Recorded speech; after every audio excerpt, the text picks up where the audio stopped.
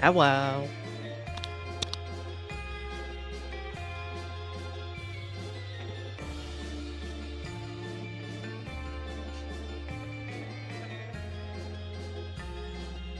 Hello. Hey Corsair, hey Mr. Oddity. On the way home from work, working while driving. Drive safely, Owen. Be safe. Get home safe. Drive safe. Safety only. No thoughts, just safety. Spooky music today? A little bit, sort of. A tiny spooky music. I feel like it's like maybe just a little bit loud. Maybe just like the most tiniest bit loud. I put it down one more. Oops, I put it on shuffle. It's fine. Where am I? Hello, Savar. Today we have a push day. I've been doing lower body pull days on stream the last few times. Today is an upper body push day. You're gonna dress up like Hie from Yu Yu Hakusho? Nice. One of my first cosplays was Yoko Kurama from Yu Yu Hakusho. It's pretty decent costume, honestly. Maybe it wasn't one of my first. I can't remember. It's so long ago. Good show. I like that show a lot.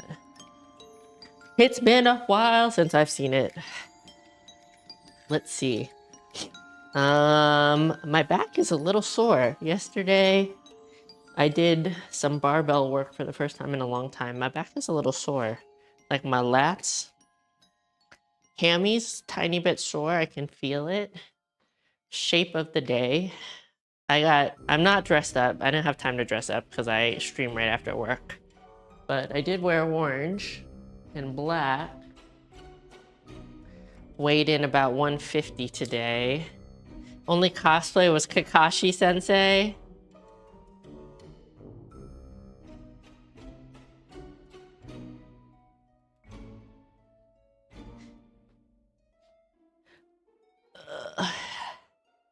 I don't cosplay anymore. I had many a costume. Hi everyone, welcome to the stream. My name is Chris, aka Terrible Hime. I do stuff on the internet, and today I'm gonna do a push workout, which is upper body push with a little bit of biceps. I'm finally back on like a real workout program. I made it up. I wrote it up for myself. I plan to do it nicely and put it in Discord in the next week or so. So be on the lookout for that if you're interested. It's very similar to my previous workout, but I changed things up a little bit so that I have like a tiny bit more frequency. Hey Kevin, are you doing a winning? I don't think so. I don't know. I should have turned this off and I didn't. I'm just doing my best.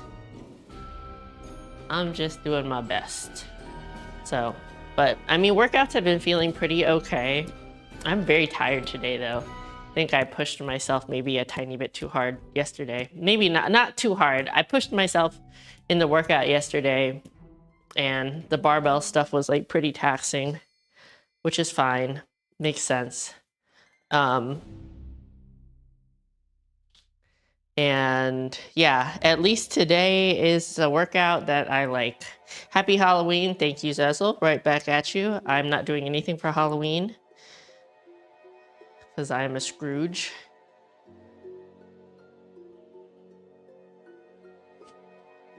I thought about doing a makeup, but I just really didn't have time. I didn't want to like delay the stream. Yo, Sergo, Sega-sun. What's up, Acro? I do indeed. I call myself Quiz nowadays on my own. I thought about doing a makeup, but I didn't. I actually want to just get my workout in. Oh God, it scared me. Yeah, so I'll have the workout. Why did I do that twice? Written up for Discord sometime in the next week or so. Can I continue to call you Quisty May? I mean, sure. Whatever you want, bro. I don't really care. I don't feel some type of way about it.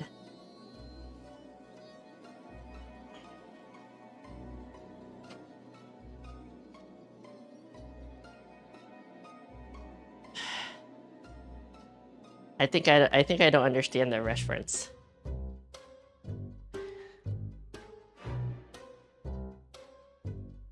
I need to do something else for my technicals. I'm like so wanting to. Oh, you know what we should do today? Actually, I know how to flex my traps. I don't know if I can explain how to other people how to flex the traps. So if you're in the Ape Discord, terrible Hime Time. I don't, that one doesn't quite roll off the tongue. We do mandatory Monday, where it's like a mandatory bodybuilding pose, and everybody posts their pictures, everybody tries it out. Not everybody, but people try it out. They post their pictures. And this week, it was most muscular. I think a lot of people have a hard time flexing their traps, but that's something I'm pretty decent at. But I don't know if I can explain it. That's the problem, is that I kind of like know how to do these things. I don't know how to explain it.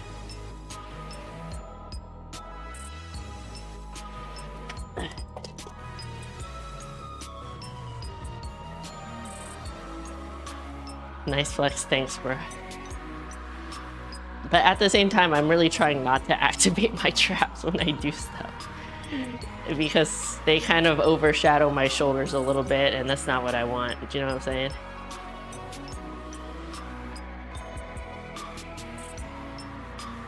I'm warming up for lateral raises on the cable machine. That's my favorite lateral raise exercise. But the lowest weight on the cable machine is a little bit heavy. Gains don't take a holiday. They don't. They don't, unless you're on vacation. Look, you know what? I'm telling you, people don't, you know, depending on the situation, right? You don't have to put your whole life on hold for fitness. Yeah, it's one thing if you're like a competitive athlete or you're a competitive bodybuilder and like you're prepping for something. But if you're just like a normal person, like putting your entire life on hold for like a fitness transformation or journey is not very sustainable. You know what I'm saying? Like, you pick and choose your battles. Us normal people, curious concept. Well, anyways, look, if you don't believe me, just think about this. Lean Beef Patty went on vacation to Japan and only worked out like once or twice in like an entire 2 or 3 week period. So, you know, you don't have to take it from me. You can take it from Lean Beef Patty. Sometimes it's okay to take a vacation, and usually you're not gonna entirely set back your entire life, you know, taking a little break or having like one event. But the problem is when people are consistently treating themselves or consistently going out, like that's the bigger issue. Okay. I'm also back in my spreadsheets. I was just writing down my workouts for a while because they weren't really finalized, I guess. Now you kind of want a peppermint patty? Go have a peppermint patty, bro. I haven't had a peppermint patty in like a really long time. I do quite like them. I like how squishy the filling is.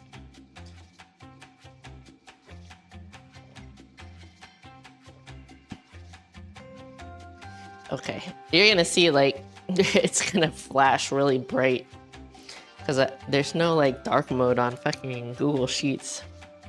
So first exercise is 4 sets of cable lateral raises. So I think I'm gonna do 12.5 pounds. You're gonna have a peppermint, but you're not. Ghost mode activated, okay. I feel like you're on top of the mountain again. What does that mean? Because they're so minty? I guess I should turn the camera a little bit. Hopefully you can see. So I'm going to be doing them over there. So the way that I do them is I cross my hands behind my back and I grab the cable from the opposite side. And then when I bring them up, I bring them from behind to the front a little bit. You can see I have my hands out in front of me a little bit, but I try to keep my the top of my hand kind of pointed forward, tilted up a little bit, because you want the resistance to pull against your lateral shoulders. Otherwise, like if you're just doing this, like that's your front shoulders. You want to make sure that you're using your lateral shoulders, right? And I'm also trying lately to really focus on like keeping my shoulders depressed because I have a big problem with shrugging. So the weight is pretty light, but I'm really focusing on form, not swinging with my body and keeping my traps down as I come up, letting it down really slowly and repeating that. What's up? What's the workout? We got an upper body pull day with some biceps. Used to advertise the York Peppermint pads were so cool and refreshing that you find yourself skiing in the Alps or something. That sounds familiar. But yeah. So this is the form. And I'm trying to keep like my chest up and my shoulders down when I bring it up. Pinky up. I like to grab it by, I don't use a handle when I do these. I put them all the way at the bottom. And I don't use a handle. I just grab the carabiner or whatever is on the end of this.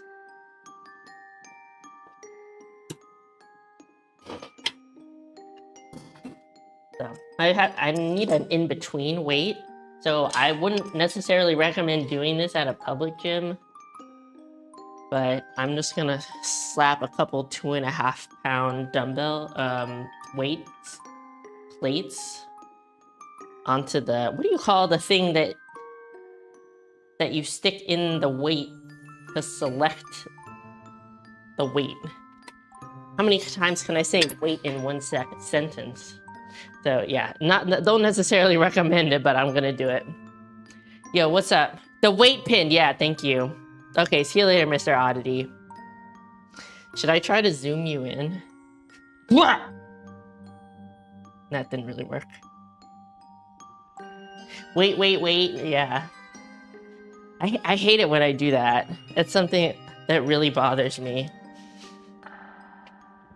I think it didn't start bothering me until I started working as a writer. I say like writer in quotations very loosely, but now it like really bothers me when I say like the same word over and over. Ooh, this feels heavy. I maybe should have started with 10 pounds. Okay, so I'm stepping out, arms behind the back, trying to keep the shoulders down and lifting, really trying to engage the lateral head. Keeping it slow and controlled. I don't want to swing.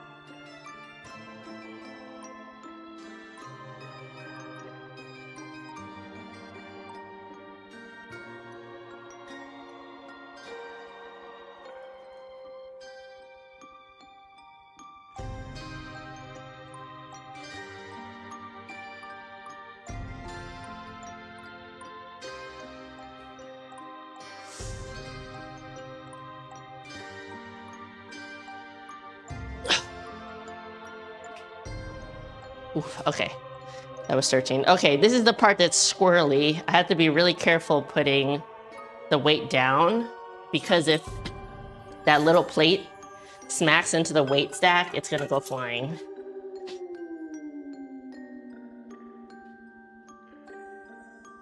You feeling the spooky music? Yeah, I thought it would be fun. And let me turn this. You do that a lot when you kick yourself, but when we Got our words we overuse on them daily. Yeah, it's been a while. Seems like you've made some lower body gains. You think so? Thank you. I am genuinely trying. I am really, really trying. Yo, what's up, technology transmission? You say stuff thinking about sounding smart, and then you look up the word to make sure you use it correctly. I do that too. Sometimes I have to Google how to pronounce things, you know? I'll be like, pronounce such and such word, and let Google tell me how to say it, because I worry that I'm not pronouncing stuff. Okay, so I did 12.5. I'm updating my sheet for 13 reps. And I think 12.5 is good for this exercise. I feel like the reps might go down as the sets go up. Are wearing themed leggings today? Yeah, I mean, slightly. Orange and black for Halloween, but you know, it's not like a costume per se. So on the last couple of reps, it was definitely like feeling very slow, but I think my form was still pretty good even though it moved kind of slow. Saw a picture of a jack-o'-lantern bodybuilder. What does that mean? Like they made a jack-o'-lantern in the shape of a bodybuilder? Yo, what's up, Urban Prince?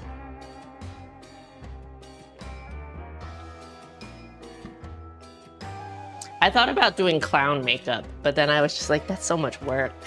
My skin has not been the best lately. I feel like it looks nice.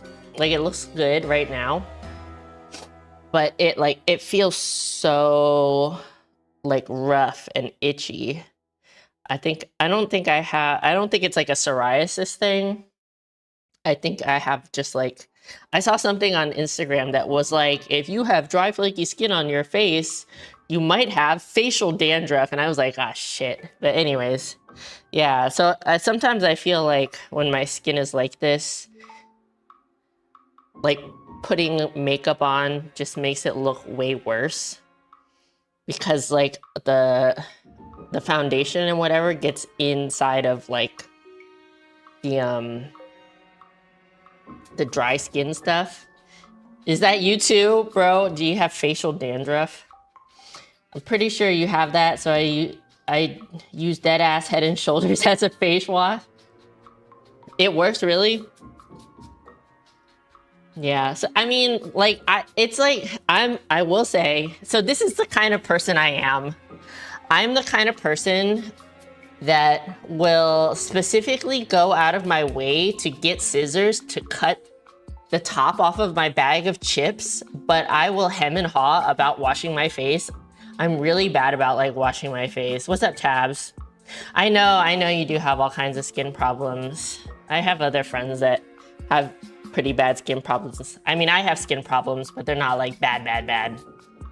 But yeah, but I have to like actually schedule myself to like exfoliate and wash my face, because I just like really will not do it unless I like write it down in my planner. So I try to do it like, it's not really good to like super exfoliate a lot.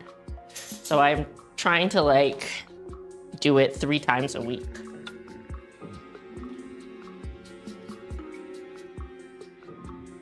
Okay. Chest up, shoulders down.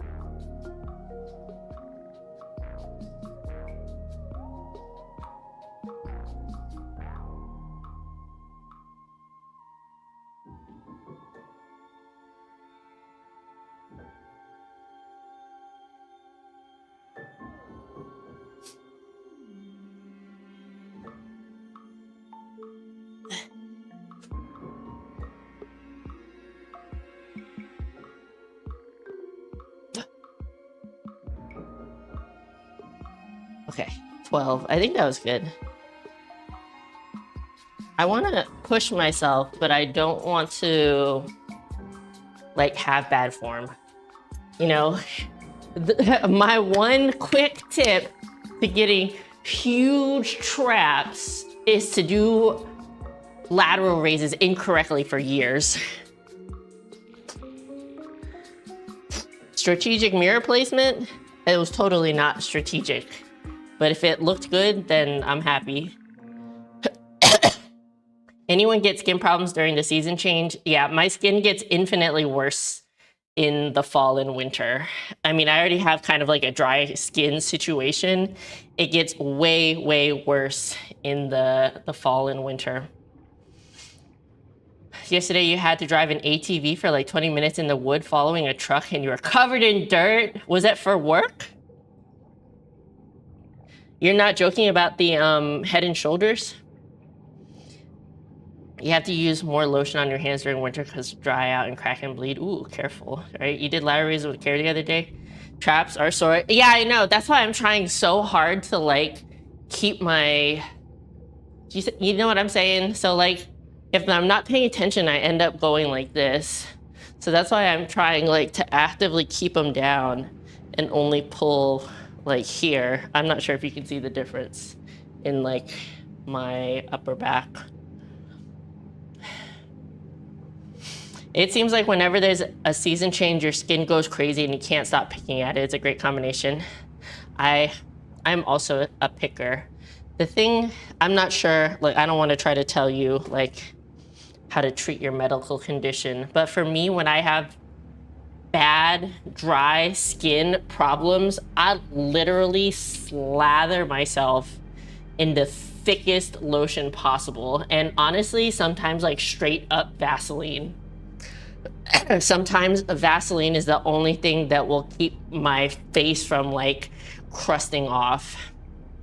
But yeah, keeping the situation like moist is like the most helpful thing for me to keep me from picking.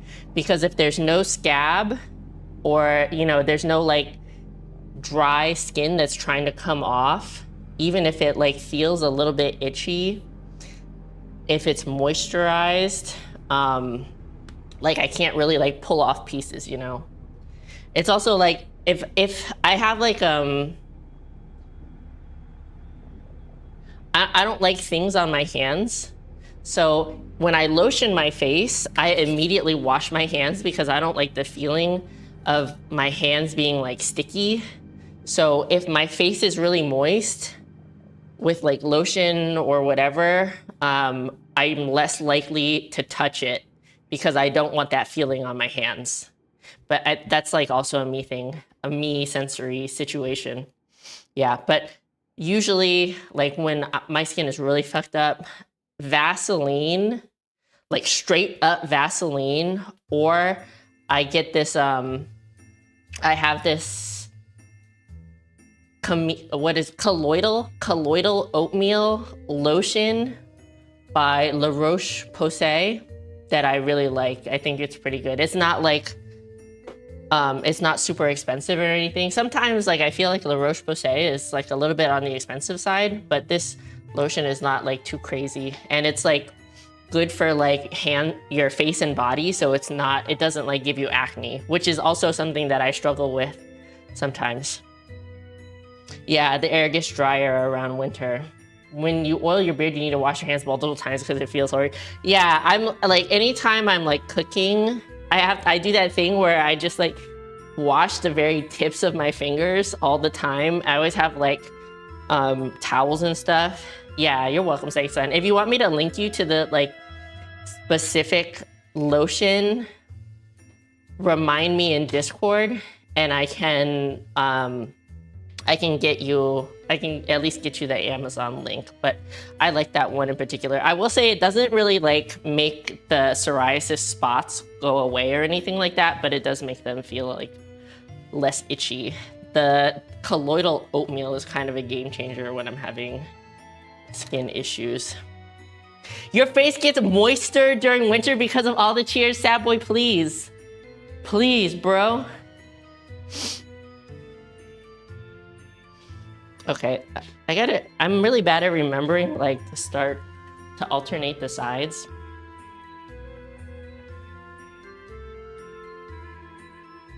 I will also say, as part of the program that I usually do, I'm starting with lateral shoulders because that's a body part I'm like, I'm trying to prioritize a little bit. So like when you're making your programming, usually you want to put your priority muscle groups at the beginning of your workout program because that's when you are the freshest and you have the most like mental focus. So that's why I have lateral raises right at the beginning of the workout, even though it's kind of like a smaller muscle group. It's not kind of, it is a smaller muscle group. So that's why I have lateral raises first. So I'm very chest dominant. So I don't want to do chest first and then sacrifice my shoulders to my chest. Okay, chest up, shoulders down.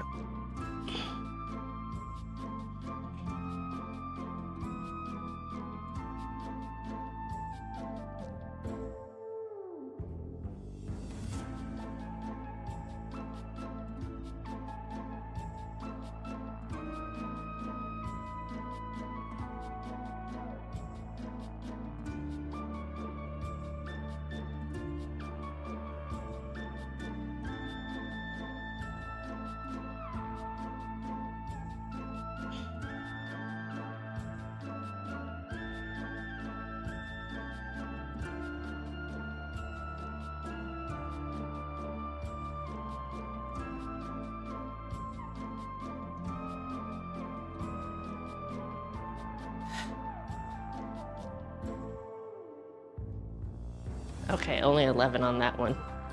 Oh God, I'm tangled. I think personally, well, this is one of my favorite lateral shoulder exercises. I like the way that I'm pulling from behind my back a little bit. I feel like it stretches out the muscle at the bottom more.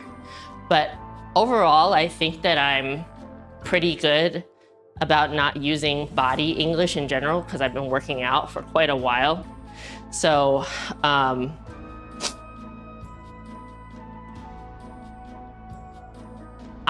pretty good at like being really stable and not like doing this. Yeah, Aquaphor is a brand. Yeah, it is kind of like Vaseline. It's very similar, kind of like a thick, clear gel almost substance. Yo, what's up, tech? Pull over priority, baby. I feel like if I go to a dermatologist, they're gonna be like, just stop picking at it. I don't think so, Sega-san. I mean, I'm kind of surprised that you haven't gone to a dermatologist before, but like, I feel like a good doctor would understand that it's very difficult for a lot of people not to pick. You know what I'm saying? Like, they should be helping you figure out how to get your skin to a place where you don't feel like picking. Do you know what I'm saying? I don't know. But that being, you know, sometimes it's hard to find a doctor that will actually like listen to you. So of course they're gonna like suggest that you don't pick, but it's like telling people don't be depressed anymore. You know, you can't just tell somebody don't be depressed anymore. It doesn't work like that. Yeah, some doctors are dickheads, but most should like try to help you as best that they can. You know, and it might be a situation where you need like maybe even like a medicated lotion just to help get your situation under control. You're scheduled for a dermatologist for your hands, but the earliest you could get was December. Yeah, it is really difficult to make doctor's appointments nowadays. The last time I actually had to make a medical appointment, it did take me a few months. Remember when I got my mole removed? That took a few months. But when I did go, so it's the same dermatologist as the one that I go to for my cosmetic stuff. And they were really great for like the medical stuff as well. I also had to make an appointment for my psoriasis, and it was by the time I could get the appointment, the psoriasis was like basically calmed down, but the doctor told me, she was like, hey, if this comes up again and it's really bad, tell the people at the front desk to actually talk to me. Tell them Dr. whatever told you that you're having an emergency situation and you need to come in ASAP. Tell them to ask me if I can squeeze you in anywhere. So that was really awesome. I really like that, that office. Let me say that because you went to the pharmacy because you had a scab in your ear and the pharmacist is like, well, you gotta stop picking at it. I was like, motherfucker, yeah. Face lotion is different from like body lotion, but the people at the pharmacy are not the same as like your actual doctor, I'll also say.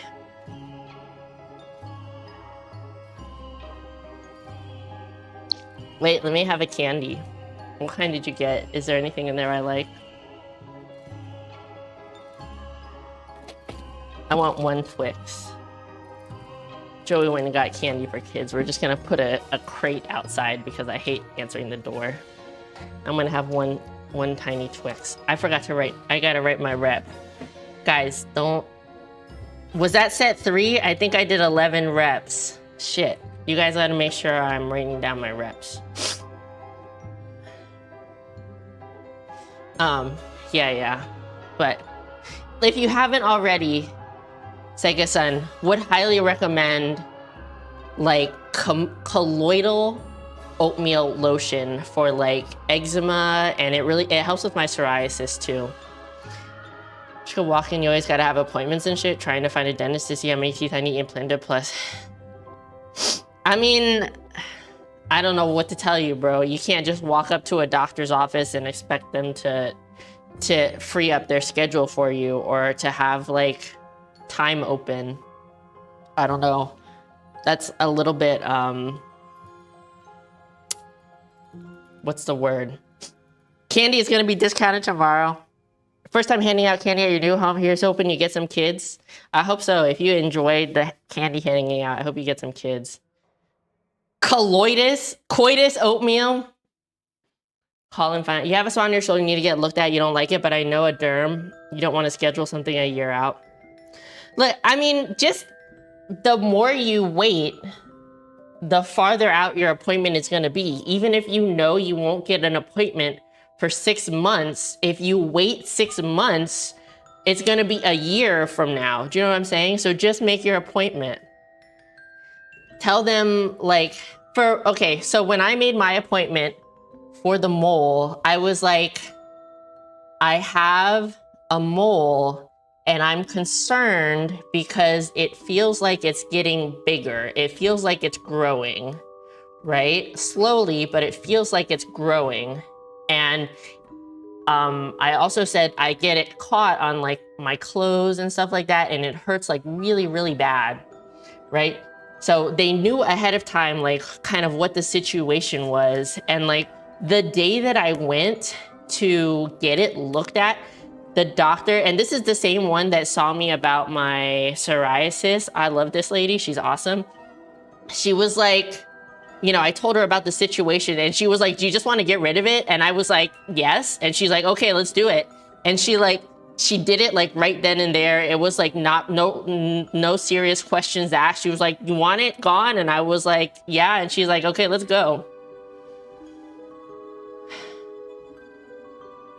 So like that was really awesome. The same thing happened to Joey. So he had like a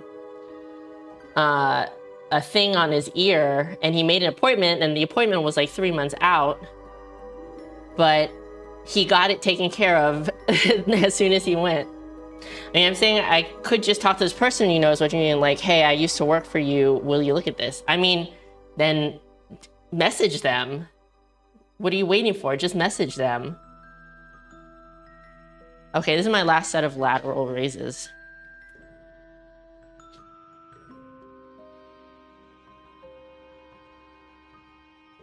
Like I said, this is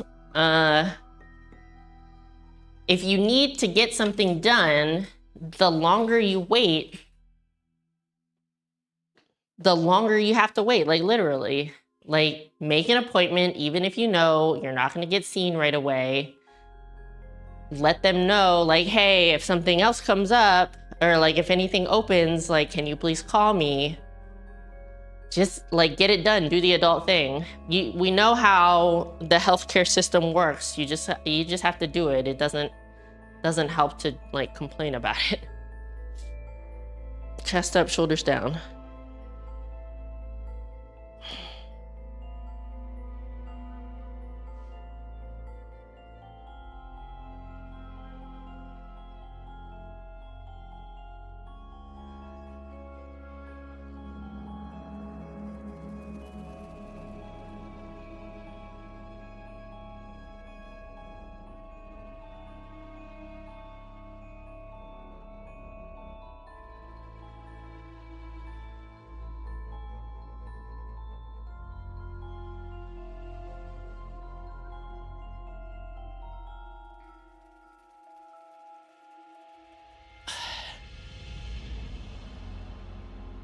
Look, the healthcare industry sucks.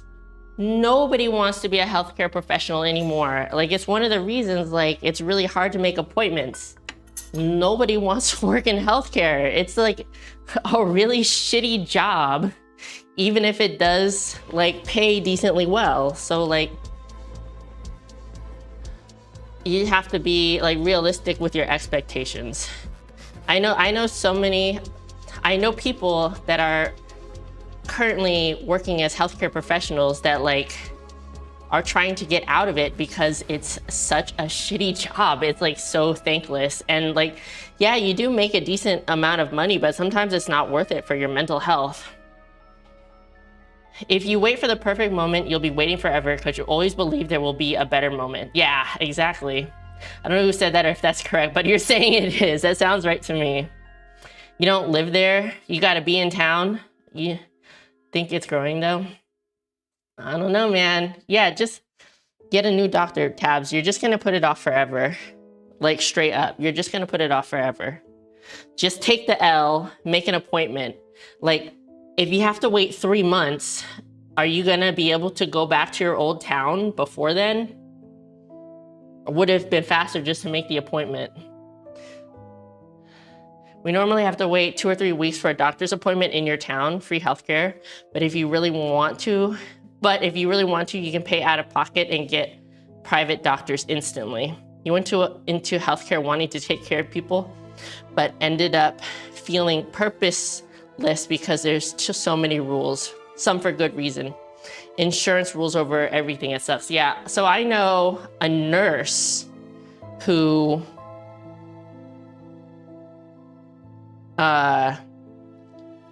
she just like works in like a really shitty situation. She's such a nice person.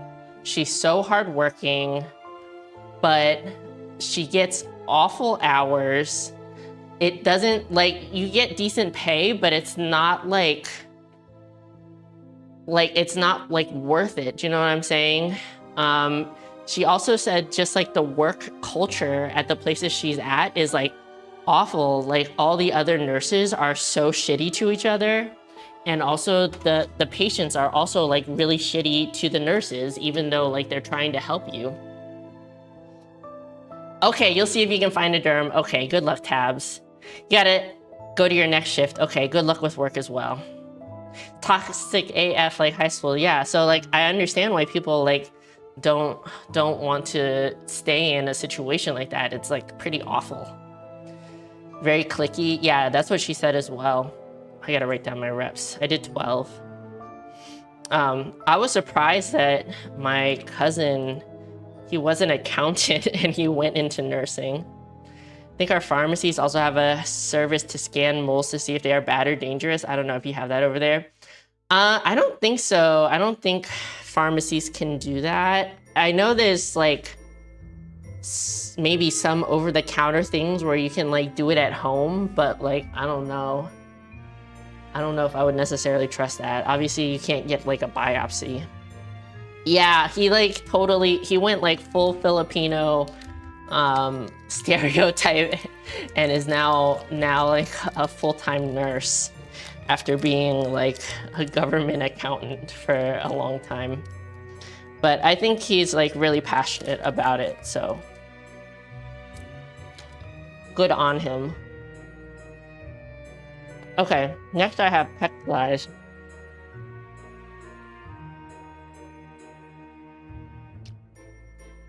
Two sets of pec flies.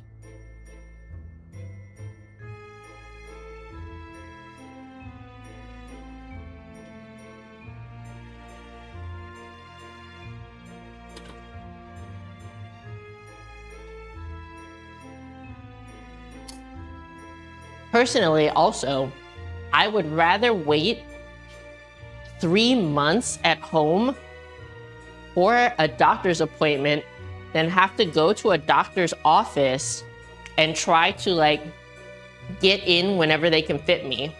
Because if they did that, first of all, you would never know if you'd be able to get an appointment that day.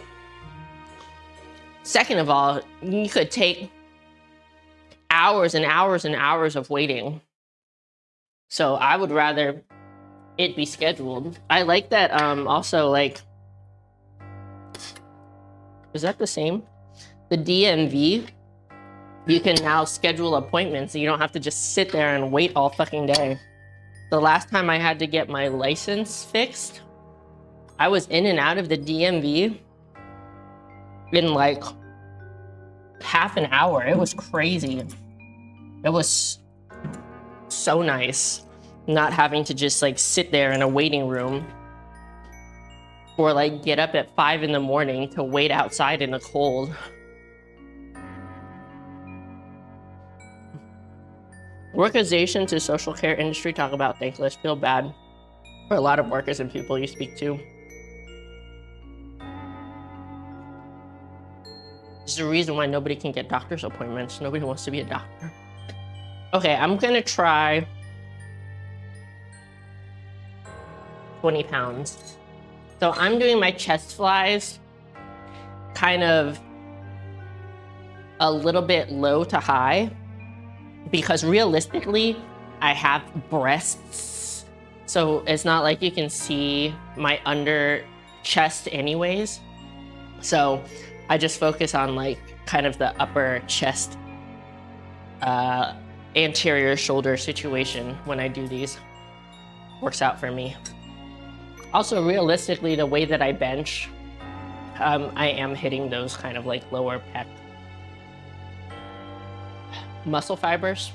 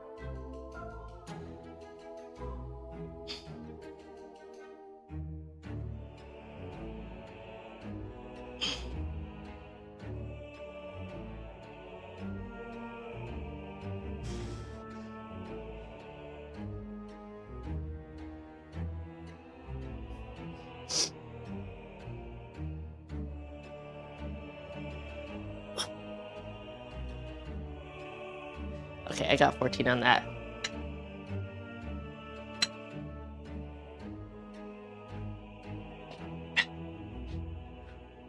Happy Spooky Thursday, lazy engineer. Yep, bro, it was crazy. I'm serious. Like, I made an appointment online and I was in and out so fast. But I mean, I will also say I don't live in like a huge big city that's super, super busy. So that probably also helps. Hey, Anna. Okay, what did I get? 14. I did 20 for 14.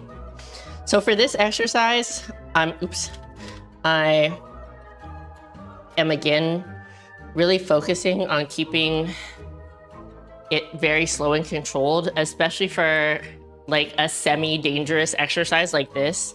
So I'm pretty flexible, so I can let the cables kind of pull me pretty wide. And I want to get a good stretch like right here across my chest and shoulders.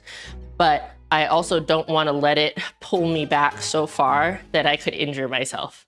So I'm doing kind of a little bit lower weight just because I want to be able to control it really well. And I'm kind of bringing it forward and squeezing at the top. You can see right there how I'm squeezing. But yeah, I really want to just feel the stretch and the contraction, letting it down slowly so it doesn't like snap my shoulders off. Hey, Mopar. Have the most spookiest time of the year. I'm doing pretty good, bro. Thanks for asking. I hope you're doing well. Yeah. I like a good fly. Shoulder snappers. I mean, like for real. I think a dumbbell chest fly or a cable machine chest fly is not a great exercise for like true beginners. I think if it's available, using like a pec deck machine at the gym or kind of like a chest press like hammer strength machine at the gym would be a really good option to start out with, because it's a slightly more controlled situation. But I feel comfortable doing this. So, colors of Halloween, yes. Orange and black for Halloween.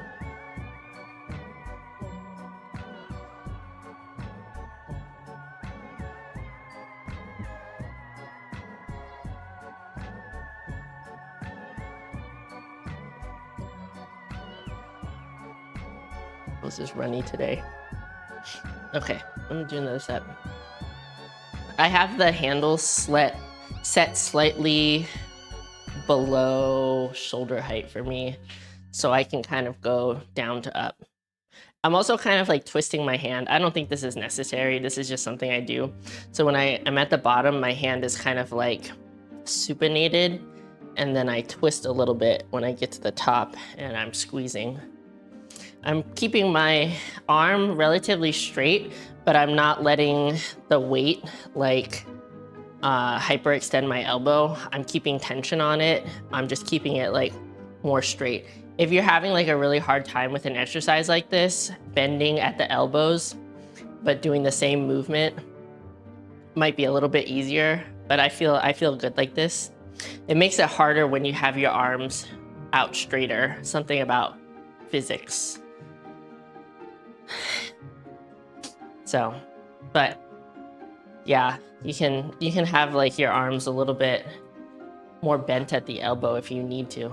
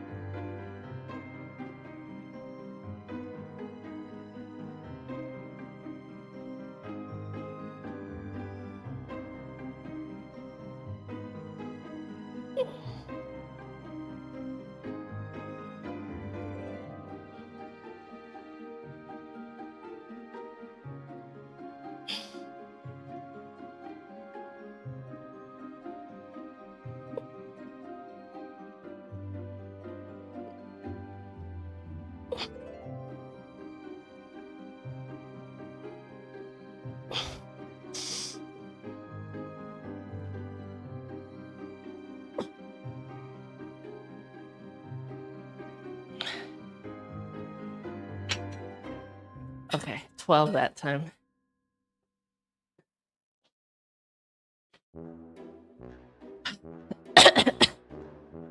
You've given up on machine or dumbbell flies? because of your shoulders. They always fuck up your biceps and shoulders. I can see that, yeah. Jim has a seated chicken wing lateral raise 0 out of 10. The one that Daya was doing today, this one, I've never liked that. I never feel like it hits my shoulders very well. Chicken wing lateral raise. This technically the fires of Mount Doom. You have only ever done normal chest flies because that's what your setup will allow, but you're looking forward to trying other chest fly variations to hit different parts of the chest. Yeah, I mean, I will always recommend for like women, if you don't have a breast augmentation, to kind of like either go straight or up a little bit. There's no reason you need to. I don't think going down is a bad exercise. It's just like, doesn't really make sense to do it if you're a lady because no need to prioritize that. Hey Ryan, happy Halloween. But yeah. I never really liked the chest fly machines at gyms. I really like back machines at gyms, but like I prefer cables and free weights for chest. Okay, I only did 12 reps that time. Okay, dumbbell shoulder press. Where's my other shoulder? Upright row to press. Do I want to just do barbell? No. Today's not my barbell day.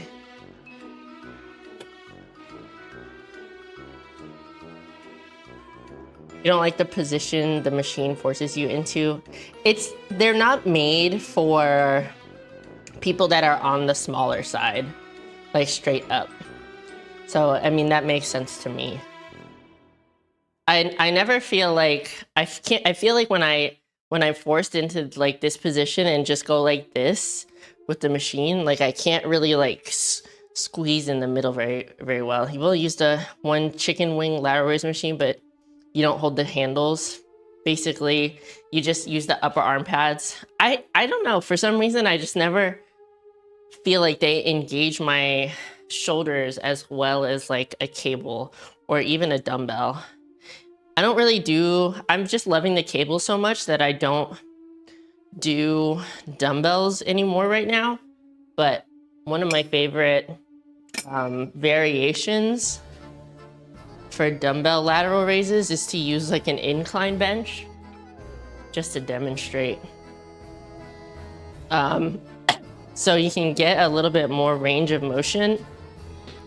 So you would like lean over and then let it hang this way and then lateral raise it like that. This is a little low, but yeah, this would be my favorite lateral raise variation for dumbbells.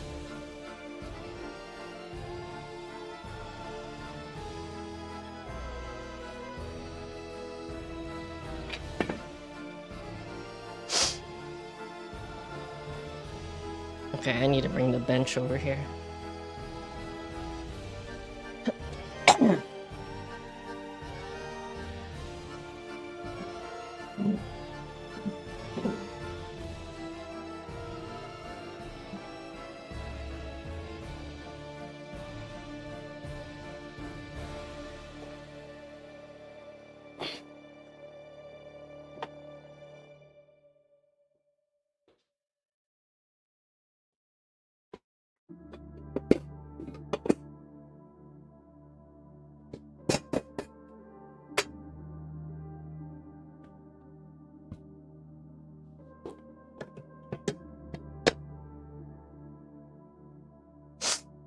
Okay, let's see. I think I'm just gonna try 15 pounds.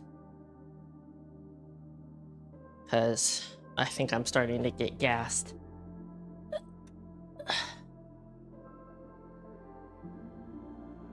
So when I do my shoulder press with dumbbells, I typically keep my arms like very out to the side. So like as in line with the rest of my body as possible, because when I bring it down, and I do it like that, I can feel the stretch in my front shoulders pretty well. But I wouldn't necessarily recommend that for everyone. Like if you have a shoulder issue, or like it feels not great when you have your arms out to the side like that and you're doing the exercise, would definitely recommend kind of bringing it in a little closer. You're gonna activate a little bit more of your upper chest, but like, you know, it is what it is. It's more important to practice shoulder safety than it is to like do the exercise in a way that's gonna hurt you. How are the kitties? They're doing much better. Totoro's doing much better. I didn't want to alarm anybody, but we ended up taking Totoro to the vet last week, and the doctor was pretty concerned, but they gave him an antibiotic shot, and we've been giving him medication, and he's doing a lot better, so that's really good. Really good news. Anyways. Yeah, but he's doing much better. He's doing much better. So when I do it, I let the weight come down to stretch out my anterior shoulders before pressing up.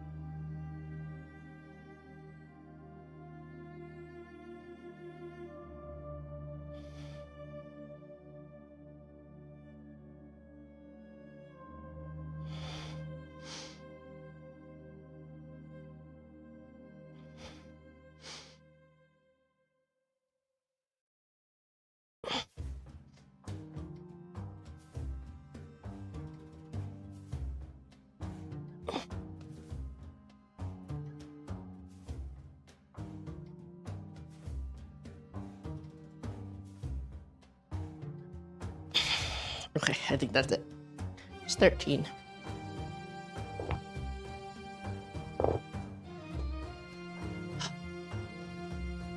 Yeah, thanks you guys. I thought about posting it in the Discord and I was like, I don't want to get anybody worried. Okay, I think I did 12.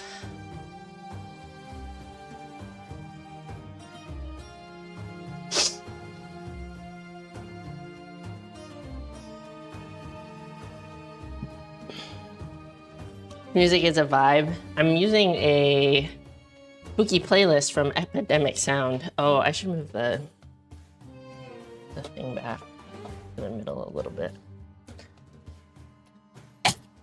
So, also, when I go back and like I make a thumbnail and stuff for the video, I'll put the whole workout in the description for anybody that's interested. So if you want to have like the workout written out, you can go reference the description. Probably tomorrow, not tonight. Probably tomorrow. I'm gonna have a nice Minecraft sesh tonight.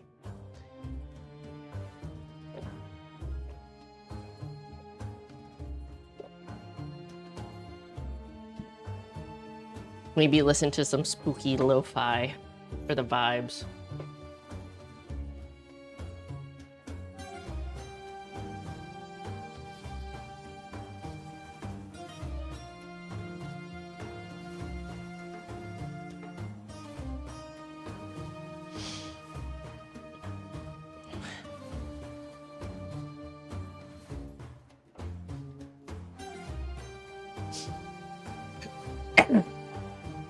Is there a Halloween event on Minecraft? So I'm not sure if they have events in like adventure mode, but I only play like survival right now.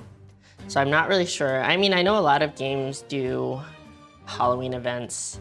I'm sure Phasmophobia is doing a Halloween event. I actually think I played the Halloween event for Phasmophobia last year. But Yeah, I haven't been playing it recently. Can you put out the candy in a bit? What time do you want me to put it out? What time do people start going out? Where did you put it? 6 or 6:30? Okay, where did you put it? Is it just by the door? Can you turn off all the lights out there until then?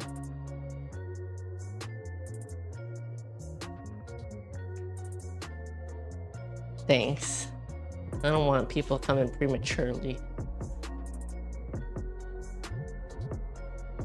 Okay, set 2.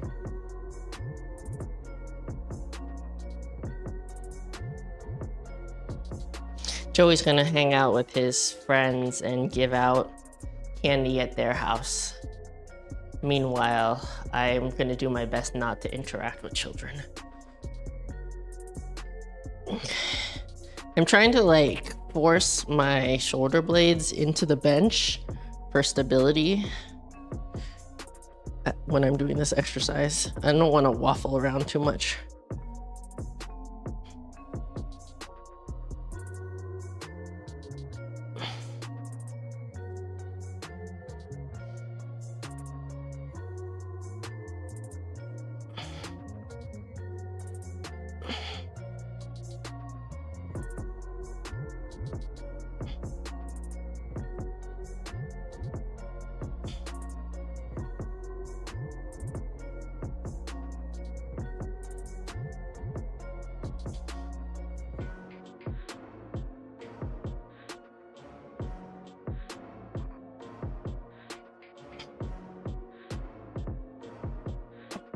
That felt shaky towards the end.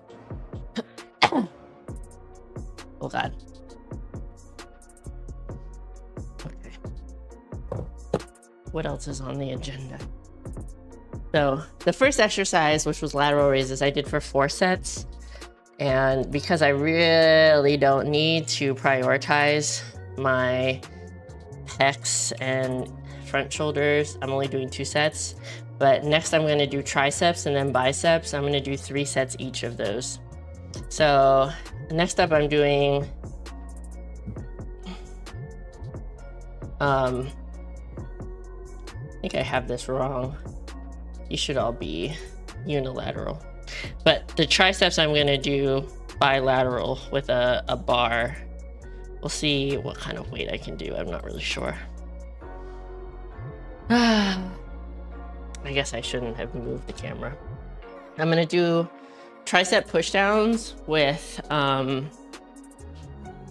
this handle on the cable machine. So you're not really gonna be able to see what I'm doing, but it's pretty basic. So I don't like to wrap my thumb around the bar when I do these. I just use my fingers, and I'm letting the weight kind of like pull at the top to like stretch. So this is your tricep stretched and this is contracted. So I'm letting the machine stretch my triceps, keeping it controlled, trying to keep my upper arms in the same place the whole time, and then pushing down. So usually I like to kind of like sit my butt back so I can get full extension, but it's basically gonna look like this with the contraction at the bottom. Pretty simple. Yeah. So this is the cable machine tricep exercise I've been liking lately. A pretty decent one.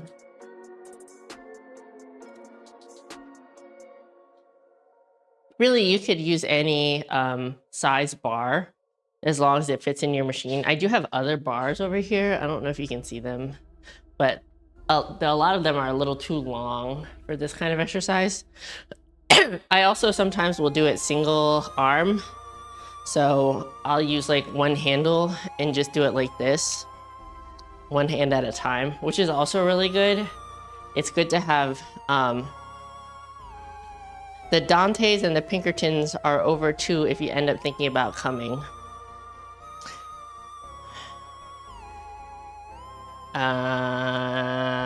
I'll think about it, I guess.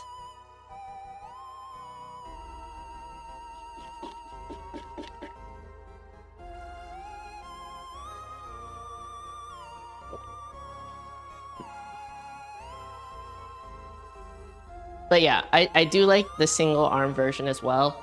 I'm just trying to like keep my workouts relatively concise. So I'm having some days where I'm doing more unilateral exercises. I'm trying to like split it up so that I have kind of an equal amount of like one arm exercises and unilateral exercises. So the workouts don't get super long. You know, like if I had one day that was all bilateral, no, if I had all unilateral, like all barbell stuff, all machines, that would be a shorter day. But if I had one day with all unilateral, like one arm at a time, then the workout would be so long, right? So I'm trying to like break it up relatively easily. So for everything, I do try to have like throughout my workout week, I do try to have like at least one unilateral. Personally, for myself, unilateral is more important because first of all, I'm not strength training, so I don't need to be doing barbell exercises, but also I'm like, it's hard to tell on camera because it's hard to tell if I'm like standing straight, but you can see like kind of one whole side of my body is bigger than the other. So I want to work my body as evenly as possible, which means doing a lot of single side exercises is important and just like matching them instead of doing them together where the stronger side will naturally just take over. So yeah, so at least for every body part, at least one unilateral exercise, but sometimes both of the exercises throughout the week are unilateral. Okay, I'm gonna try 30, and that feels really heavy. It might not be heavy when I actually like get it down. So yeah, sitting my butt back just a little bit to make room for the bar.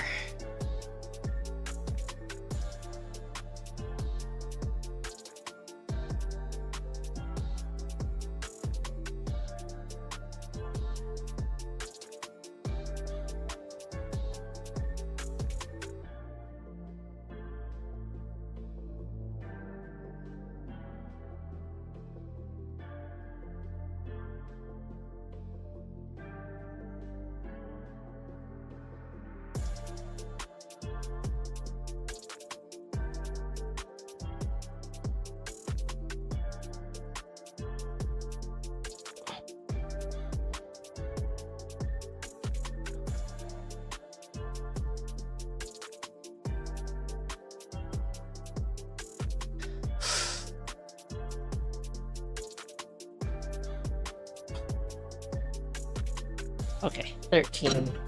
That was a pretty good weight for me, pretty challenging. It's weird when the stronger side is trying to help the weaker side or carry the weaker side. Yeah, it's like usually, it's hard to notice yourself doing it as well. That's why it can be,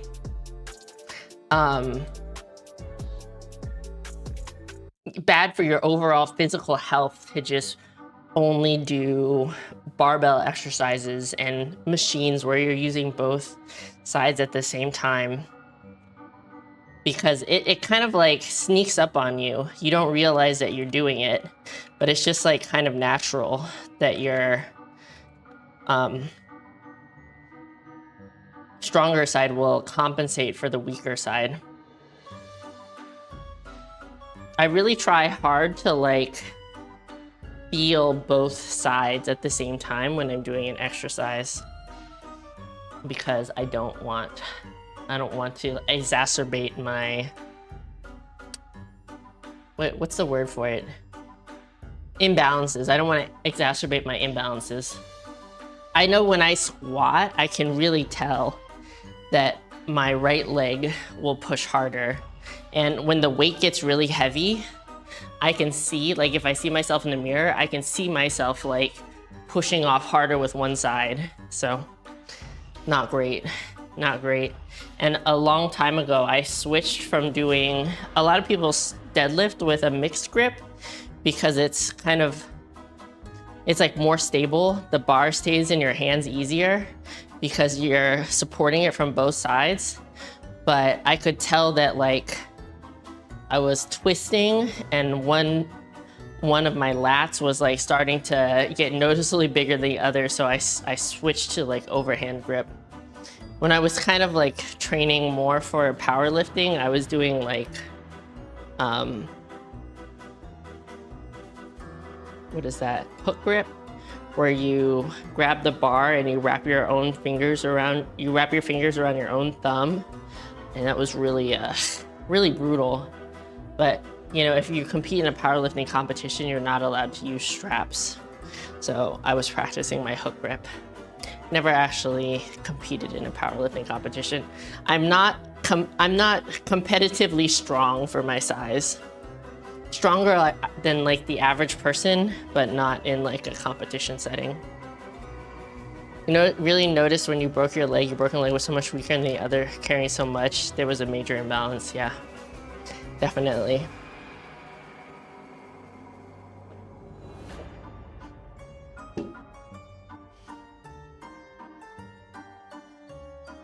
Okay, set 2.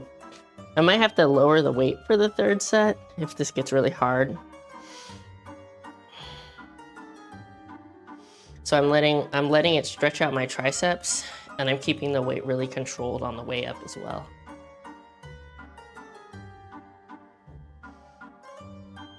Trying not to use my body to push down either. Just my triceps.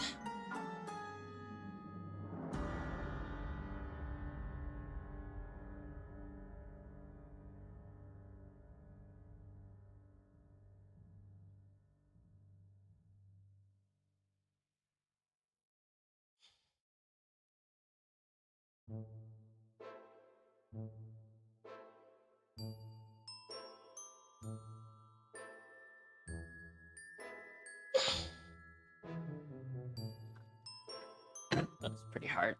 Maybe I'll just take more break. I only got 9 on that set.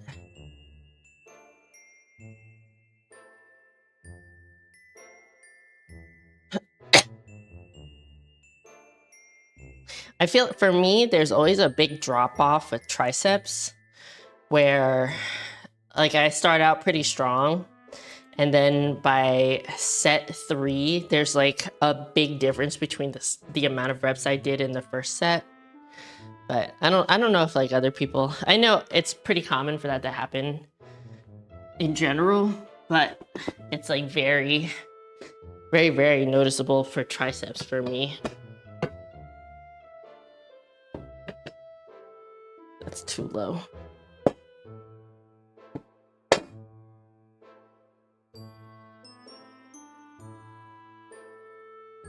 That's too high.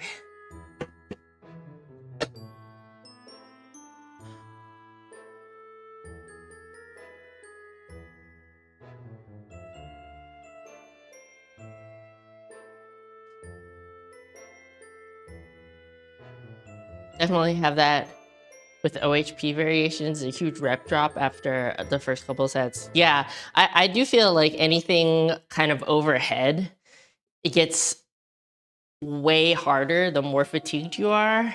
And just like not having blood to the muscle, do you know what I'm saying? Like it's even hard just to like do your own hair for a long period of time because your arms are over your head and like the blood can't get to them. But yeah.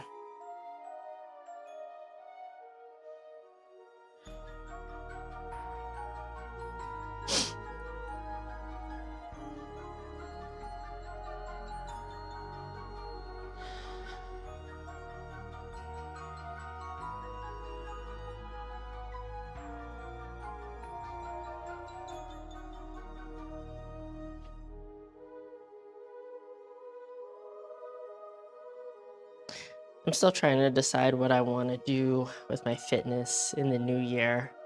If I just want to like take a while to like maintain and then go into a cut after vacation, or if I want to do like a slow, like really slow bulk, just like a couple pounds a month. Hard to decide. So I didn't quite get as lean as I had hoped during the last cut because I got really sick. So I kind of don't want to put on a bunch of weight again, but I do feel like it's kind of a waste to just maintain for a really long time when the cut I was in was not that bad. I just got sick. But aside from getting sick, I was chilling. But it also doesn't make sense for me to go into a cut right before the holidays. And it also doesn't make sense to go on a cut right before vacation because I don't want to be low calories and then eat my brains out while I'm on vacation.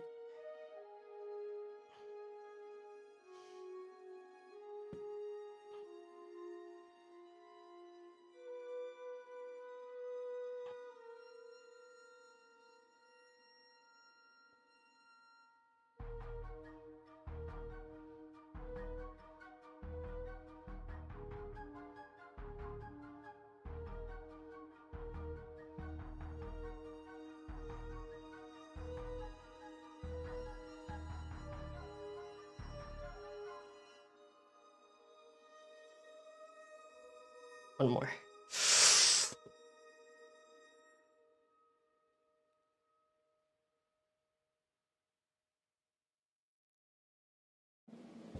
Hard. It's rough indeed. I do kind of have a cough. It still feels like there's like some shit in my throat, but overall I feel good. So oops, it is what it is. It's just like a lingering thing, but I feel totally fine. Hard to reach, like your uncle was struggling to tie shoelaces because his belly got in the way, and after like realizing that, he joined the gym and started watching what he eats. And he lost weight and has no issues now. That's awesome. Sometimes like that's what it takes to like change lifestyles, you know? Sometimes like, because a lot of times it like creeps up on you. You don't realize that you're slowly, and a lot of people, it's like, was it like called the weight creep? Where just like the older you get, year over year, you just keep gaining a little bit of weight here and there until you look really different from where you were a couple of years ago. Yeah, I feel like I'm at the point where I am getting a little bit of weight creep, but it's not that bad.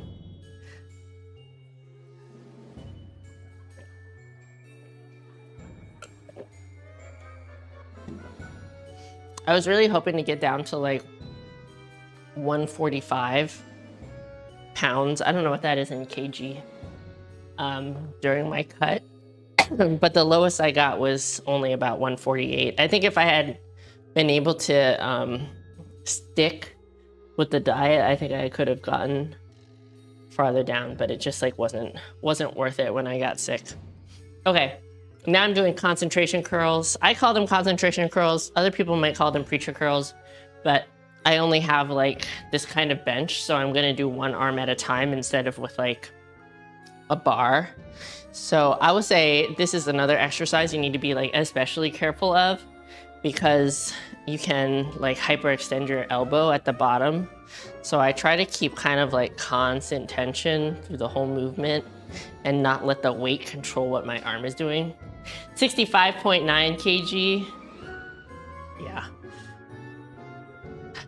That was my goal, but I was really happy with my transformation. It's very hard to tell as you're doing something like the difference because I still did not feel like I looked that different from the start to the finish of the cut. But when I saw the pictures side by side, I was like, oh damn, yeah, that is a big difference. And it was like, I think it was maybe like a 10 or 12 pound difference, something like that. So it wasn't like that insignificant, but yeah, it's just hard to tell like as you're doing it.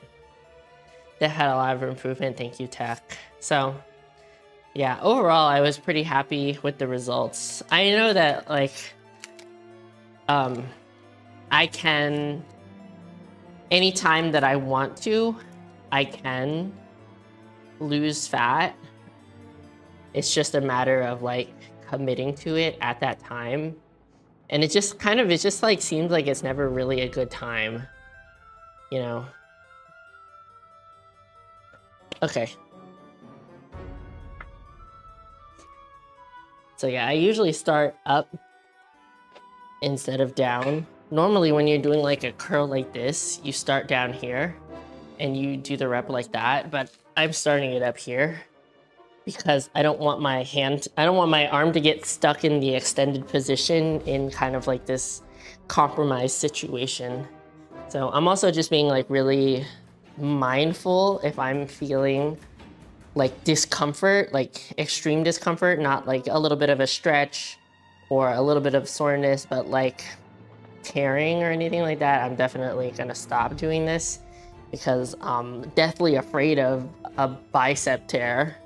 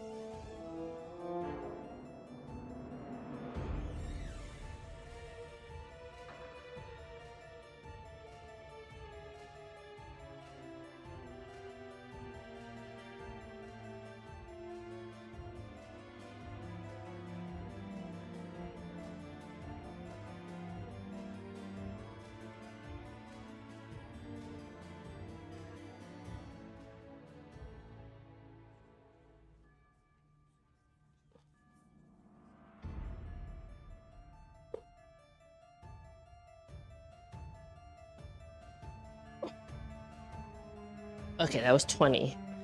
I think I'm gonna have to do more weight in the next set.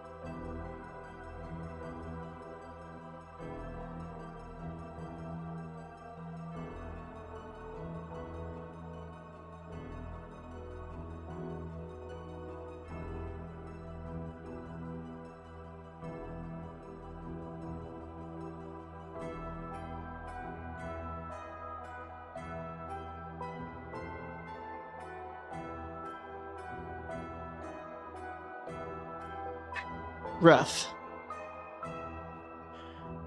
You tried doing those one-arm preacher curls last week and you kept bumping yourself in the face on the way back up despite keeping the rep controlled? Oh my god, you have a terrible sense of space. Oh my god. That trip really fucked you up and your motivation too. Gotta keep track of these comfort, kappa. They'll get the motivation. It's easy to lose motivation when you're tired and stressed out, yeah. I agree. Sorry I keep coughing into the mic. I should like mute and like get all my coughs out. So I'm gonna do 12 for the next set because I don't prefer to do 20 reps.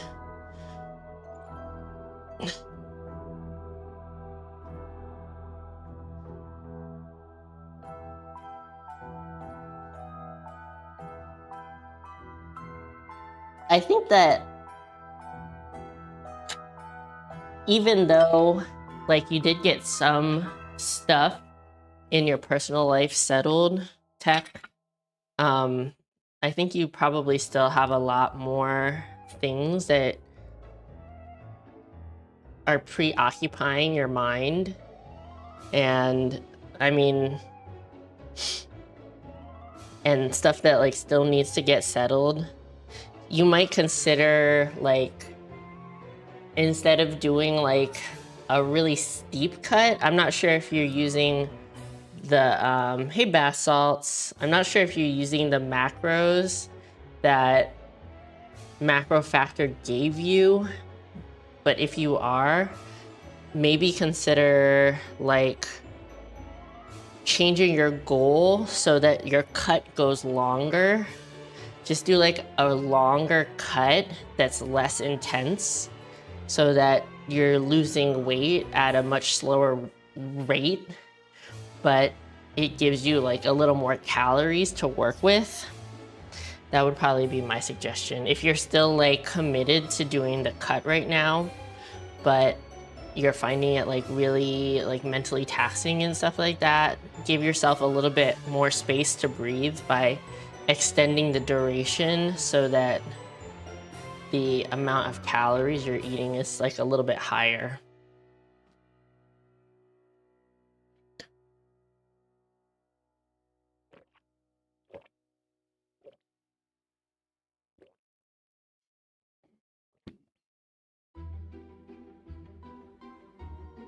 So like for me, I try to like do it really fast, which is not necessarily like a great strategy, but I know after bulking and cutting a number of times that kind of like doing a more aggressive cut is what I prefer instead of dragging it out for a really long time. How fast does muscle atrophy if not training or maintaining? If you like just if you were like regularly going to the gym, pretty consistent, and you just like stop working out completely, like 0 workouts, you'll probably start losing muscle in like a month or so. I don't know if there's actual science behind it, but I have gone, I think since I started lifting weights, the longest I've gone without working out is about 3 months. And I honestly didn't notice, like real talk, me being 100% with you, I did notice I lost some muscle, but it wasn't a significant amount. It was like, I definitely looked a little bit softer, but I didn't look like I had never worked out ever. You know what I'm saying? So yeah, Corsair says about a month is what you've heard from exercise scientists. You wanted to do it fast and get it done with, but that plan went out the window, so you'll just try your best for what you can do now. It's not like you have to be cut by the end of the year or anything. Yeah, that's true. There's no set time period for you. So that's a good way to look at it. But yeah, like straight up, when I'm on vacation, and I go on vacation for like 2 to 3 weeks a year, it's like not noticeable. It's just that you feel like you look really soft, because usually when you're not working out, you're also paying less attention to your diet, and you might be eating more junk food and stuff like that. But as soon as you start working out again, the look and the fullness of your muscles comes back very quickly. And when you come back, probably your strength is going to be down, but that also comes back very quickly.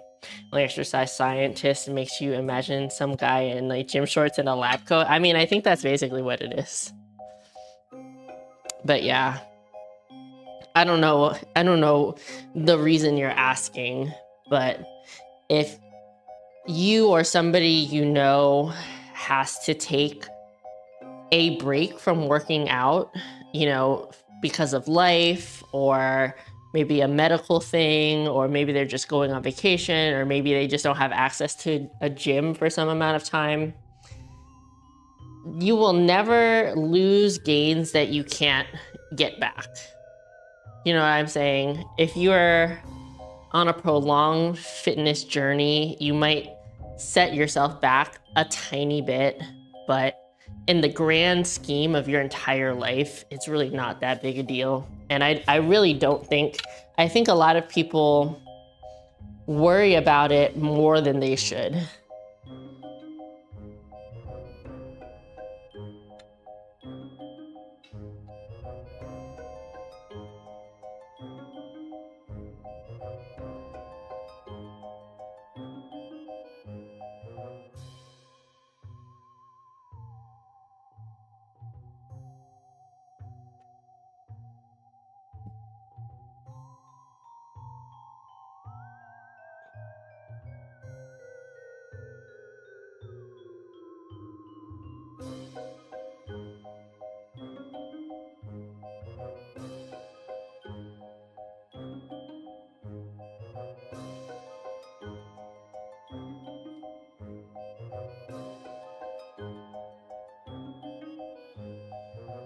Okay, 2 pounds makes a big difference. That was only 13 reps.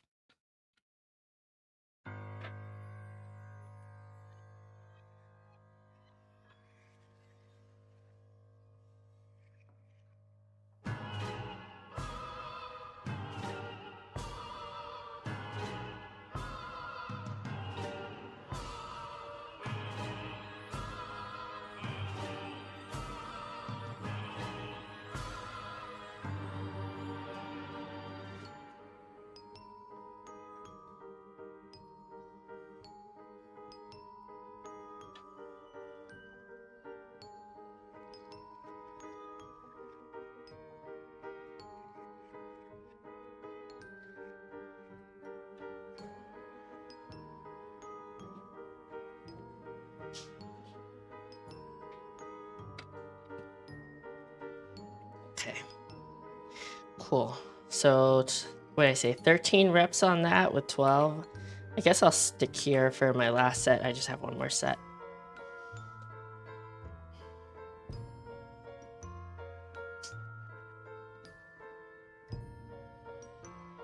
Blessed Spookoween. Thank you, Ariel.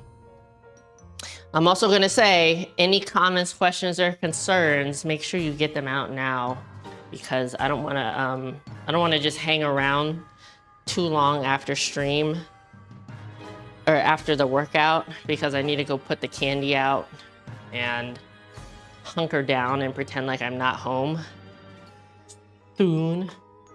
So yeah, comments, questions, or concerns, start airing them out now.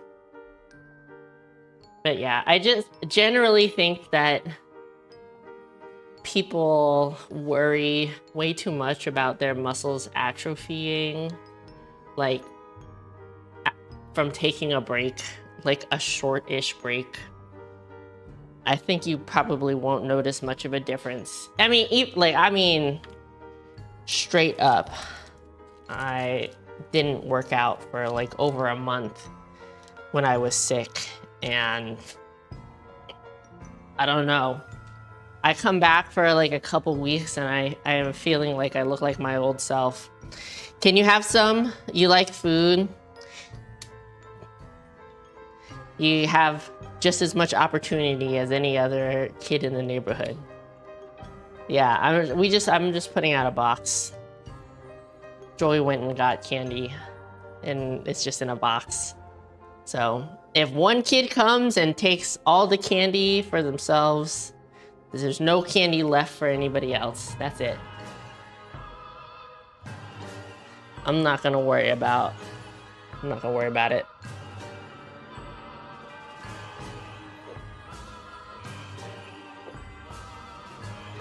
It is the honor system, and it's also like, most people in this neighborhood, when they're trick-or-treating, they're usually with their parents. And if the parents are not like parenting, that's not on me, bro. I specifically chose not to parent, so I'm not gonna worry about it. You do that here too. I think that if I was a parent, then I would take more care to engage with the community.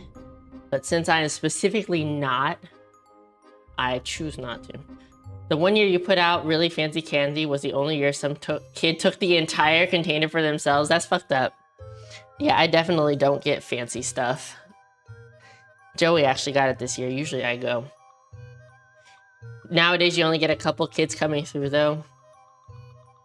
I feel like nowadays would be a good time to put out the fancy candy when you only get like 1 or 2 kids. But yeah. What's y'all's favorite candy? Sister is a king size kind of bitch, but they sit out with the dogs. Kind of a boss though. Giant bags of cheaper candy. No one really cares about Halloween there. That's fair. Halloween is like a very American thing, I think. Even like they have some Halloween stuff in other countries. I don't think a lot of people do like trick-or-treating. Like I know in Japan, like they have parties and they dress up and stuff like that, but I don't think the kids actually go trick-or-treating. Snickers for you. I think Twix is my favorite. If we're talking about like candy bars, I think Twix is my favorite. Just plain dark chocolate. But for the typical stuff, you like Twix and Junior Mints. Oh man, I haven't had mints in a while. We were talking about the peppermints earlier. Now I kind of want one. You like Reese cups? I also like Reese cups. I think I'm just like a big fan of all the kind of generic chocolate family candies. I just have like, I would say Twix is like my top out of all of those. Kit Kats, for me, Kit Kats are like not my favorite because it's just chocolate and cookie. You're in your nerd cluster era, but do they have those for like Halloween? They're so good. Which one are you talking about, Dark?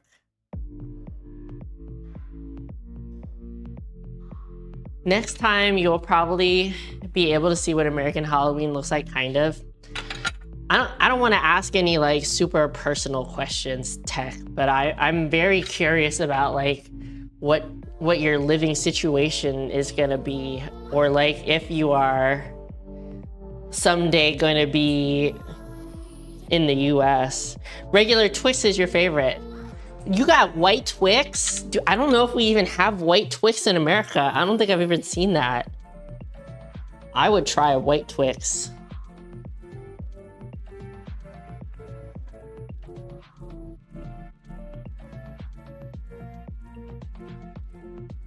Not gonna lie, what?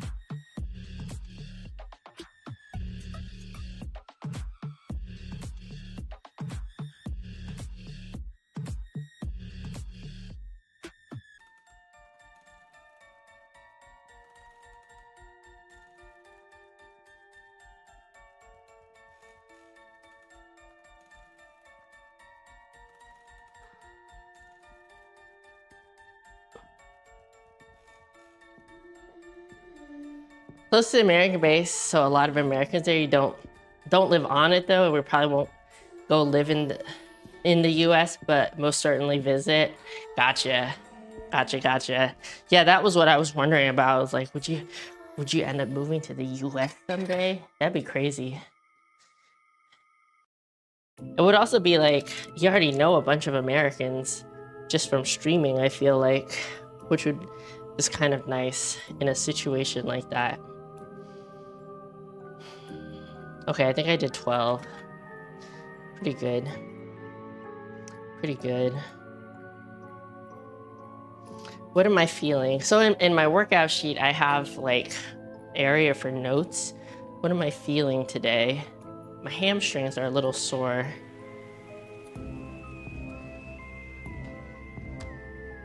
What else? What else am I feeling? Lats a little sore.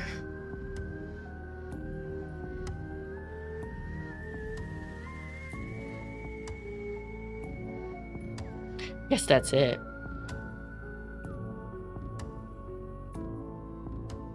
You're really looking forward to going to the US one day? I think I remember you saying where your husband is from, and it's like unfortunately not particularly close to where I live. It's on the same coast, but it's not. It's probably like 10 hours away. It would be cool if it was closer though.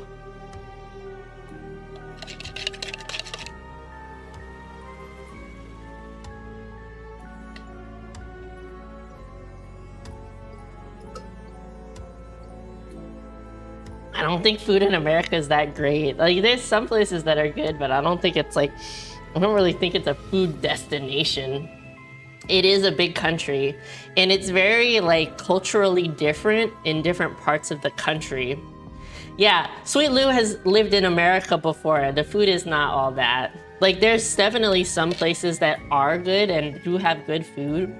I'll also say like some of the regional food is really good. So like in the South or like in Texas, like the barbecue is really good. They're definitely known for having the barbecue, but some of like the other food stuffs is like not, it's pretty whatever. It's pretty okay. If you like really like greasy, like over the top, like food that's not that good for you, you probably enjoy it, but like the South is also known for like their fried foods, their like buttery foods, stuff like that, which I like, but it might not be the vibe for everybody. Yeah, that would have been cool, but there's always a possibility to travel a bit in the US and see more places. Yeah, that's true. But there are a lot of places in the US where you can get a lot of different kinds of food, which I think is really cool. So like if you're going to New York City, you can have a lot of different foods from a lot of different countries. That's all really good. Like Chinese food in New York City is like really good. Italian food in New York City is also really good. Stuff like that. You always go to and eat Popeyes when you're in Germany. It's both nice and tasty at the same time. We have so many different kinds of like fast food fried chicken places though, not just Popeyes. There's like KFC. I don't eat a Chick-fil-A, but Chick-fil-A also has chicken. I guess it's not fried. What else? Bojangles is not that good. Jollibee, which is like Filipino food, is like Filipino fast food.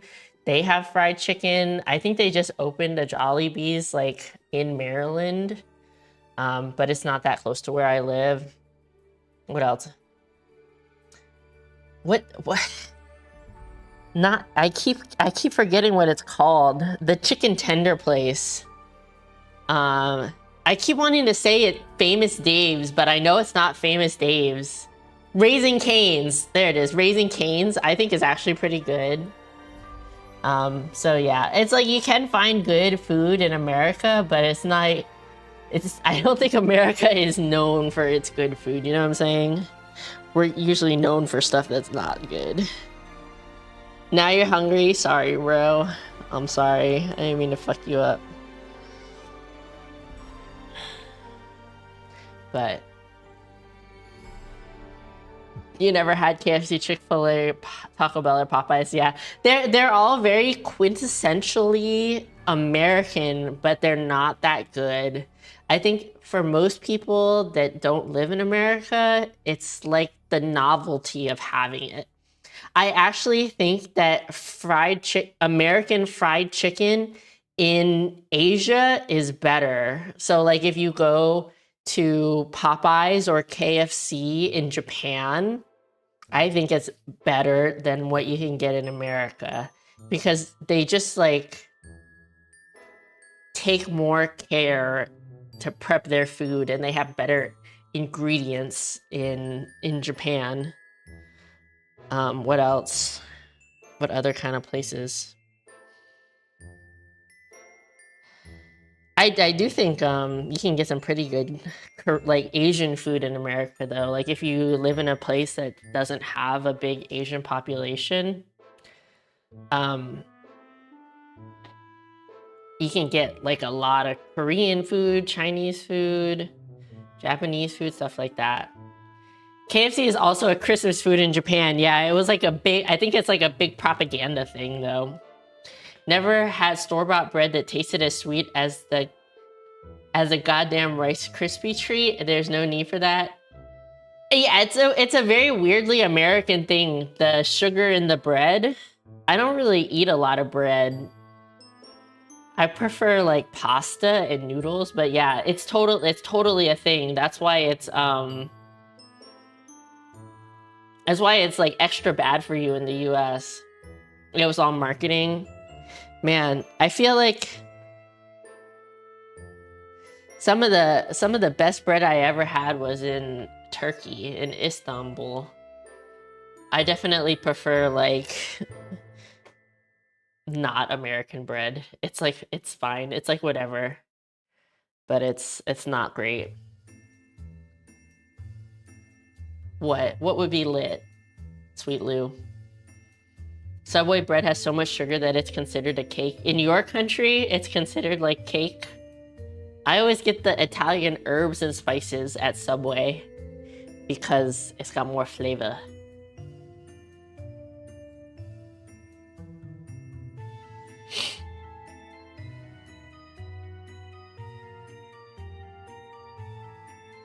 Us at a castle with coffee on the Western Isles with all the friendos. I'm telling you, I would love to visit you. Like when you get your own place, bro,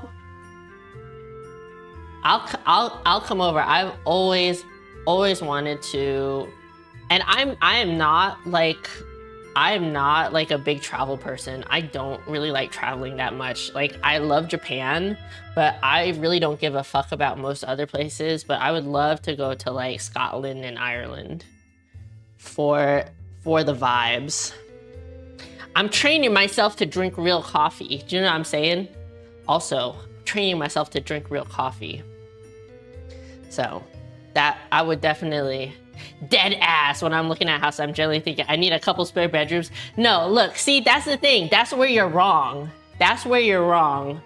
I am so easygoing. I like to think, you know, maybe other people, you can correct me if I'm wrong, but I genuinely think that I am one of the most low maintenance people around. Like you do not have to have an entire spare bedroom for me.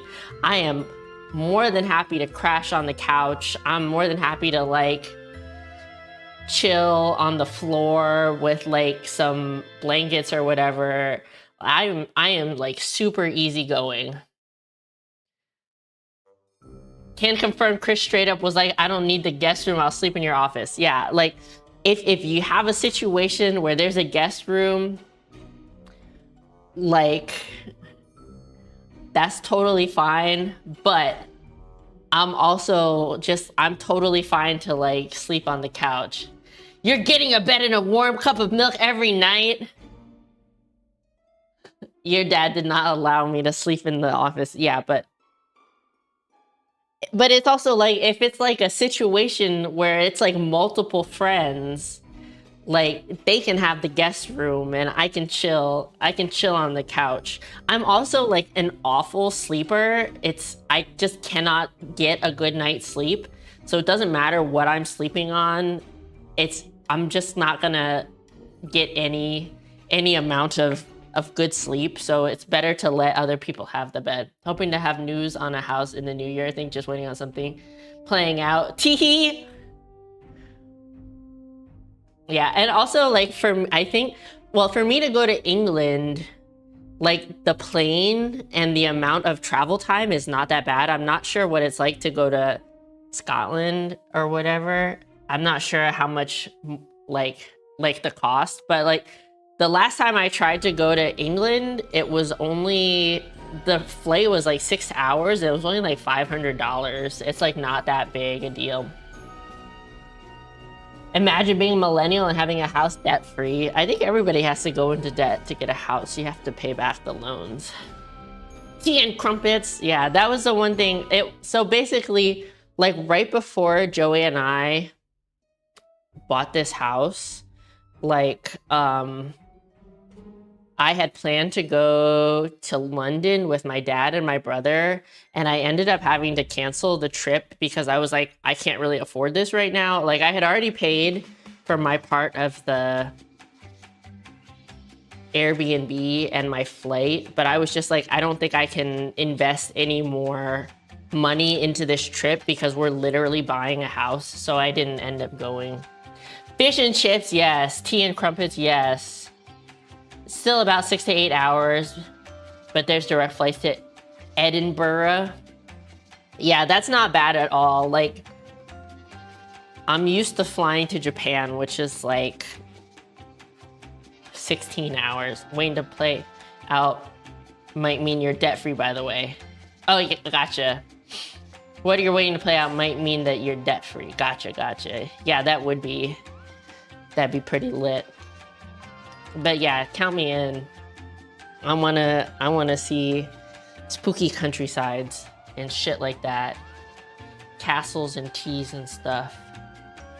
I'm part Irish, by the way. You know, you probably can't tell from my visage, but I'm part Irish. My mom lived in Ireland for a little while, but she was there as a missionary, as like a Christian missionary. But yeah, she did live, I don't know how long she lived in Ireland, but she did live there for a little bit. But I would just go for the vibes. We'll also say hello to stars. Stirs and burrs. You can see your motherland. Stirs and burrs. I'm totally down. Like I said, I'm not a traveling kind of bitch, but I have always wanted to go. Take lots of spooky pictures. He might be post-kidney surgery by then. That would be nice.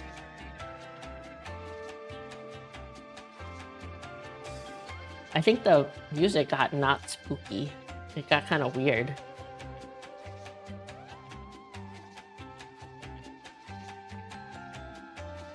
Your brother-in-law flew to Australia and it took 30 hours! I don't know why he went to Australia, but that is not worth it to me, bro. That's terrible. Holy. It could even take you all to my homeland. It would be so cute. It would be. Look, we have like a little friendcation. I've never been on like, I always travel with Joey, but I think it would just be me. I don't think he would really care to go. But I've never had like a real friendcation, you know what I'm saying? I think it would be fun. Driving in a little car in the countryside. You don't even know Sweet Lou Gamer. This is like a fitness and health meetup.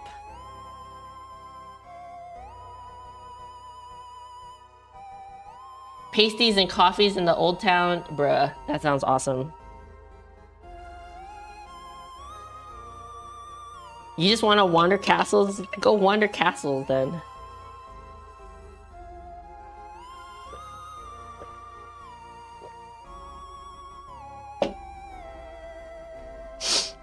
Maybe we can get Daya to go. I don't know.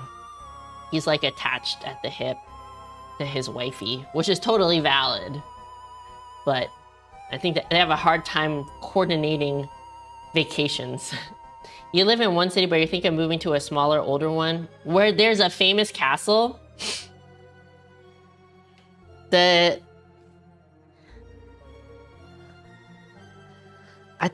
don't know. I mean, personally, as somebody that lives country adjacent, and I'm sure it's like nothing compared to like the situation that you're talking about, I like living a little bit farther away from like the big city, but it is definitely like way less convenient, you know what I'm saying?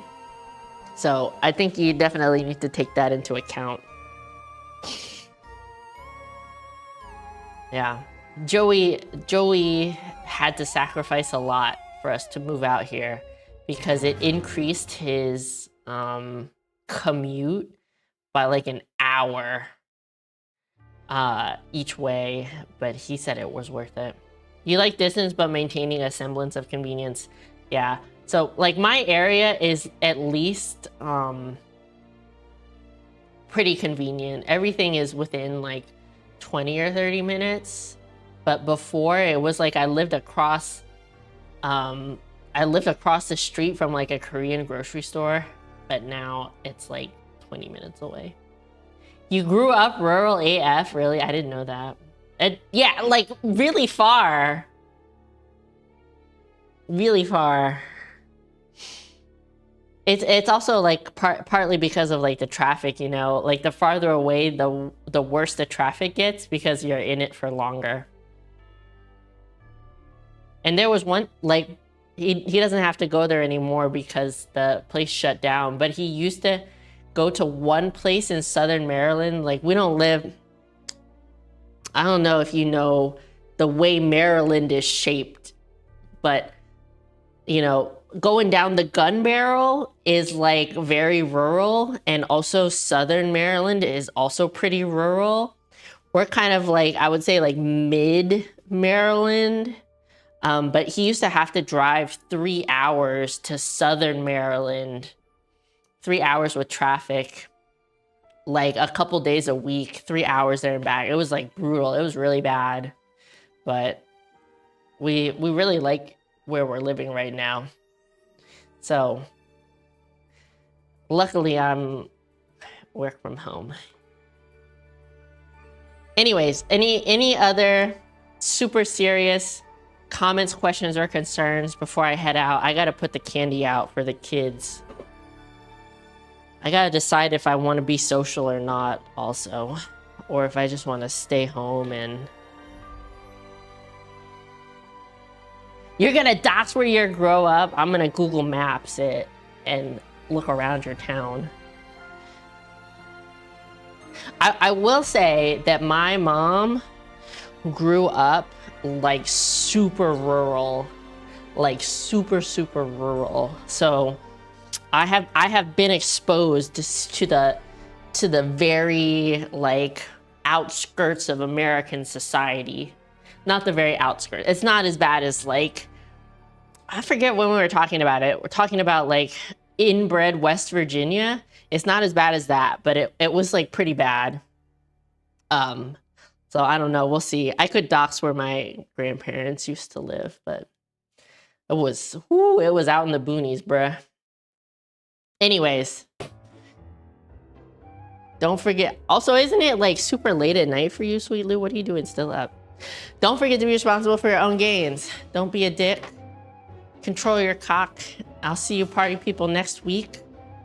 I think, what's next week? Everybody take care, be safe. Okay, if you're going out, be safe, have fun.